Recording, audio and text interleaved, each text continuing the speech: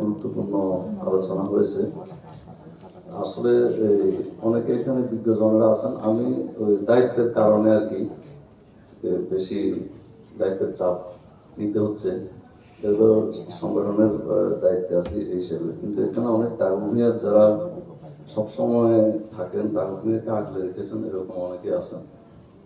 তো আমাদের সাবেক ভাইস চেয়ারম্যান যারা কথা থেকে বাস্তব কথা উঠে আসছে, যেটা আমারও ব্যক্তিগত মত ছিল। তো এখানে নিজের মতকে প্রাধান্য দেওয়া এটা একটা কারণ, আর দলীয় দৃষ্টিভঙ্গির বিষয়গুলো আছে। তারপর আদর্শিক শূন্যতা, মানে আমাদের দলগুলো কি আদর্শ গ্রহণ করে এই বিষয়টার ক্ষেত্রে কিছু ধোঁয়াশা আছে। আমরা যে এতদিন শুনছি যে বঙ্গবন্ধুর আদর্শ, এখন শুনছি যে শহীদ জিয়াউর রহমানের আদর্শ। আসলে আদর্শটা ক্লিয়ার না আমাদের কাছে। এটা ক্লিয়ার হইতে হবে যে আমরা কি জন্য মানে কাজ করতেছি।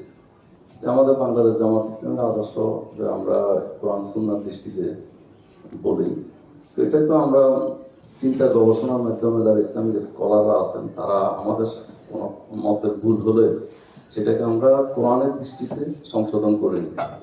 এটা নেওয়াটা উচিত এবং আমাদের গঠনতন্ত্রে সেভাবে আছে। তারপরেও জামাত ইসলামের কিছু হয়তো ভুল ত্রুটিও থাকতে পারে, এরপরও সংবিধানের গঠনতন্ত্রের সংশোধনের সুযোগ আছে।